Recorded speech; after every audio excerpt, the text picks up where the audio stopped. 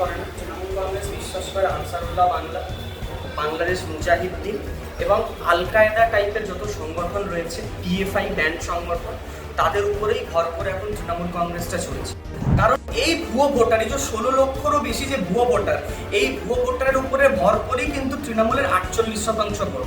হিন্দুদেরকে তাতিয়ে দেওয়ার জন্য, হিন্দুদের ধর্মীয় আঘাত দেওয়ার জন্য শুধু গরুকে হত্যা। যদি মুসলিম ভোট কম পড়ছে, বাংলাদেশ থেকে মুসলমান নিয়ে আসো, রোহিঙ্গা নিয়ে আসো, একটা মুসলিম লীগ তৈরি করো, এটাই চরিত্রটাকে তুলে ধরছেন। ক্ষমতায় আসার আগে মমতা বন্দ্যোপাধ্যায় কি ছিলেন, ক্ষমতায় আসার পরে মমতা বন্দ্যোপাধ্যায় কি।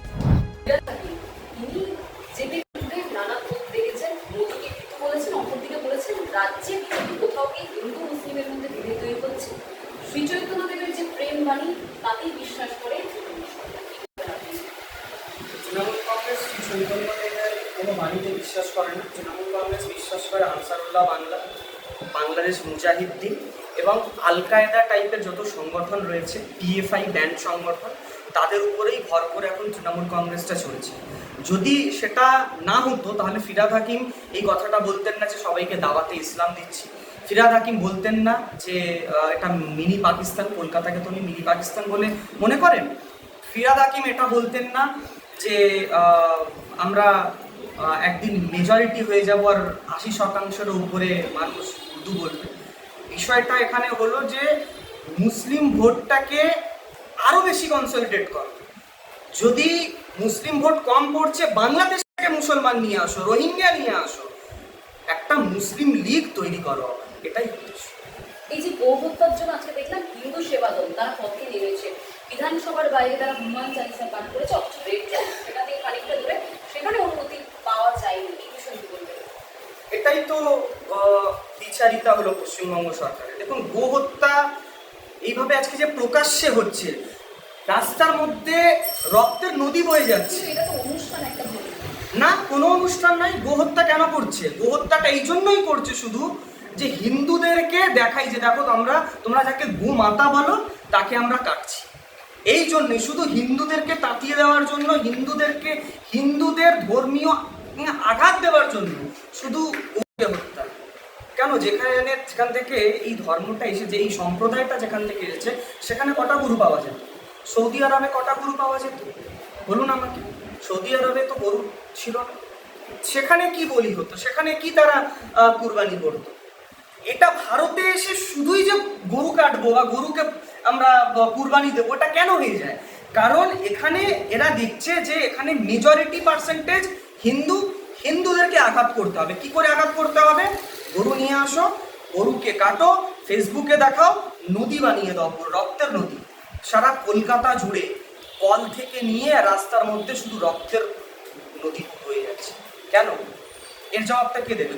কল থেকে আজকে রক্ত বেরোচ্ছে, এর জবাবটা কে দেবে? এই কল থেকে যে জলের বদলে রক্ত জল হচ্ছে, সেই জল তো সারা কলকাতাবাসীর বাড়ি পৌঁছচ্ছে, ফিরহাদ বাড়ি যাচ্ছে, আপনার বাড়ি যাচ্ছে, আমার বাড়ি যাচ্ছে, মমতা বন্দ্যোপাধ্যায়ের বাড়ি পৌঁছচ্ছে। ফিরহাদ হাকিম তো নিচে কুরবানি দিয়েছে গরু, তো ফিরহাদ হাকিমের কোনো যায় আসে না। আর ফিরহাদ হাকিম কি ডালার জল খায় নাকি? ফিরহাদ হাকিম তো মিনারেল ওয়াটার খায়। গরিব মানুষরাই ডালার জল খায়। গরিব যারা, দলিত যারা, ব্যাকওয়ার্ড ক্লাসের, তারা যারা বস্তিতে থাকে, তারাই জল খায়। তাদের ভাবাবেগে কিভাবে আঘাত করা যায়, তাই জন্য তো করেছে এটা। টালার জলের মধ্যে রক্ত মেশানো হয়েছে, টালার জল দিয়ে গরুকে ধোয়া হয়েছে, কাটা মাংস ধোয়া হয়েছে। নওশাদ সিদ্দিকী তিনি বিধানসভার বাইরে আমাদের ক্যামেরার মুখোমুখি বলেছেন, এই যে হিন্দু সেবা দল কিংবা বারবার যে হিন্দু দলগুলি পথে নামছে গো হত্যা প্রতিবাদের জন্য, দেখা যাচ্ছে বিজেপির ঘনিষ্ঠ হিন্দু ধর্মের বেশ কিছু মানুষ, ব্যবসায়ী, যারা টাকার লোভে এক্সপোর্ট করছে গো মাংস, তিনি নিজে দুবাইতে গিয়ে দেখেছেন। উনি দুবাইতে গিয়ে কি দেখেছেন সেটার চেয়েও বেশি ইম্পর্টেন্ট কথা হলো যে উনি দুবাই যাওয়ার টাকাটা কোথা থেকে পেলেন। কারণ তৃণমূল কিন্তু খুব ঘন ঘন তৃণমূলের নেতারা দুবাই যায়। উনি হঠাৎ করে দুবাই কি করতে গেছিলেন, সেই প্রশ্নের উত্তরটা ওনাকে আগে দিতে হবে। এবং তৃণমূলের সাথে উনি যবে থেকে মমতা বন্দ্যোপাধ্যায়ের সাথে ওই গোপন যে বৈঠক করেছেন, তারপর থেকে উনি সব দোষী বিজেপি খুঁজে পাচ্ছেন, আর তৃণমূলের কোনো উনি দোষ খুঁজে পান না। তো কোথাও না কোথাও উনিও বুঝতে পারছেন যে নিজের ধর্মের ব্যবসা, ফুরফুরা শরীফের ব্যবসা যদি চালাতে হয় তাহলে তৃণমূলকে নিয়ে সাথে চলতে হবে। তাই জন্য উনি বিধানসভার বাইরে দাঁড়িয়ে সব বলছেন। কুণাল ঘোষ তিনি বলছেন যে এই যে ভুয়ো ভোটার সংক্রান্ত যে বিষয়টি ধরা পড়েছে, পর এক ভুয়ো ভোটার তথ্যগুলি সামনে আসছে। মমতা বন্দ্যোপাধ্যায় এমন একজন নেত্রী যিনি সারা দেশের মধ্যে প্রথম আওয়াজ তুলেছেন ভুয়ো ভোটার। মমতা বন্দ্যোপাধ্যায় এমন একজন নেত্রী যিনি অর্গানাইজড ভাবে সারা পশ্চিমবঙ্গে ভুয়ো ভোটার ছড়িয়ে দিয়েছেন। কারণ এই ভুয়ো ভোটার, এই যে 16 লক্ষেরও বেশি যে ভুয়ো ভোটার, এই ভুয়ো ভোটারের উপরে ভর করেই কিন্তু তৃণমূলের 48% ভোট।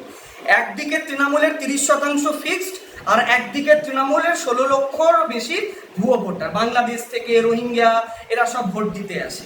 এই যদি 16 লক্ষ ভোট যদি কমে যায়, তাহলে মমতা বন্দ্যোপাধ্যায়ের গদিটা পিছন থেকে সরে যেতে 5 মিনিটেরও সময় লাগবে না। কুণাল ঘোষ কি বলছে না বলছে তার চেয়েও বড় কথা, কুণাল ঘোষ মমতা বন্দ্যোপাধ্যায়ের মুখটাকে সামনে রেখে দিচ্ছে যে এই মমতা বন্দ্যোপাধ্যায় ক্ষমতায় আসার আগে কি ছিল, যে বলতো পরিচয়পত্র ছাড়া ভোট দিতে দেবো না। এই মমতা বন্দ্যোপাধ্যায় লোকসভায় দাঁড়িয়ে কাগজ ছুঁড়েছিলেন কেন, যে ভুয়ো ভোটার আছে।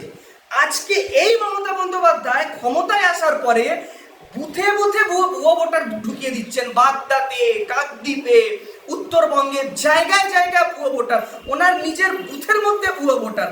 কুণাল ঘোষ একটা খুব ভালো কাজ করছেন, সেটা হলো যে মমতা বন্দ্যোপাধ্যায়ের আসল চরিত্রটা, যেটা দীপক ঘোষ বইয়ে লিখেছিলেন।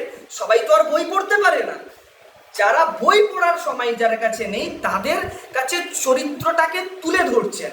ক্ষমতায় আসার আগে মমতা বন্দ্যোপাধ্যায় কি ছিলেন, ক্ষমতায় আসার পরে মমতা বন্দ্যোপাধ্যায় কি হয়েছে। এই যে কৌস্তব বাগচি, তার বিরুদ্ধে একাধিক অভিযোগ করা হচ্ছে, মানহানির মামলাও করা হয়েছে, এবং একেবারে তৃণমূলের বড় বড় নেতারা বলছেন যে এই যে কৌস্তব বাগচি যেভাবে মমতা বন্দ্যোপাধ্যায় একজন মহিলা মুখ্যমন্ত্রীকে নানা ভাষায় কটূক্তি করছেন, অপমান করছেন, তার তীব্র বিরোধিতা করছেন, আপনারা কি বলবেন? দেখুন, কৌস্তব বাগচি যা করেছেন, আমি যতদূর জানি উনি একটা বইয়ের রেফারেন্সে করেছেন। যদি উনি বইয়ের রেফারেন্সের বাইরে কিছু করে থাকেন, সেটা রাজ্য সরকার সেটা প্রমাণ করবে যেটা ভুল বলেছে। বাংলা হান্টের আরও খবর দেখতে নজর রাখুন। বাংলা খবর মানেই বাংলা হান্ট।